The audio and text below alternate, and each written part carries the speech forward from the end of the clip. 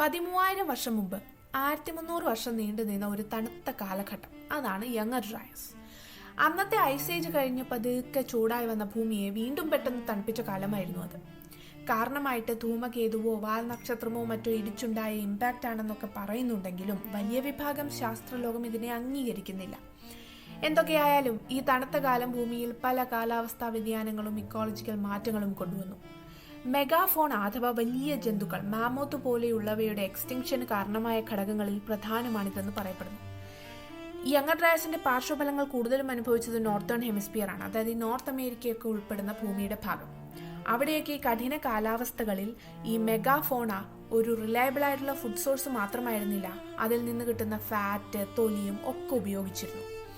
അതുകൊണ്ട് തന്നെ ഇത്തരം ജീവികളെ വേട്ടയാടി ജീവിച്ചിരുന്ന നോർത്ത് അമേരിക്കയിലെ ക്ലോവിസ് കൾച്ചറിനെയും യങ്ങർ ഡ്രയസ് തുടച്ചു നീക്കി. കൂർത്ത ആയുധങ്ങളും മറ്റും ഉപയോഗിച്ച് വേട്ടയാടുന്ന പാലിയോ ഇന്ത്യൻ സംസ്കാരമാണിത് മെക്സിക്കോയിലും നോർത്ത് അമേരിക്കയിലും ഒക്കെ കണ്ടുവരുന്നത്. അമേരിക്കയിൽ യൂറോപ്പിനെ പോലെ ചരിത്രമില്ല, ചരിത്ര പാരമ്പര്യമോ കെട്ടിടങ്ങളോ ഇല്ല എന്ന് പലരും പറഞ്ഞു കേട്ടിട്ടുണ്ട്.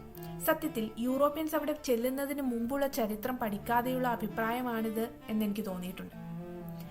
എന്തായാലും ഏതാണ്ട് 10,000 വർഷം കഴിയുമ്പോഴാണ് അടുത്ത ഐസേജ് വരുമെന്ന് പറയപ്പെടുന്നത്.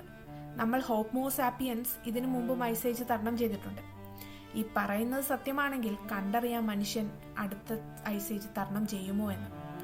ആക്ച്വലി അത് കണ്ടറിയാൻ നമ്മൾ ഉണ്ടാവില്ല എന്നത് വേറൊരു സത്യം.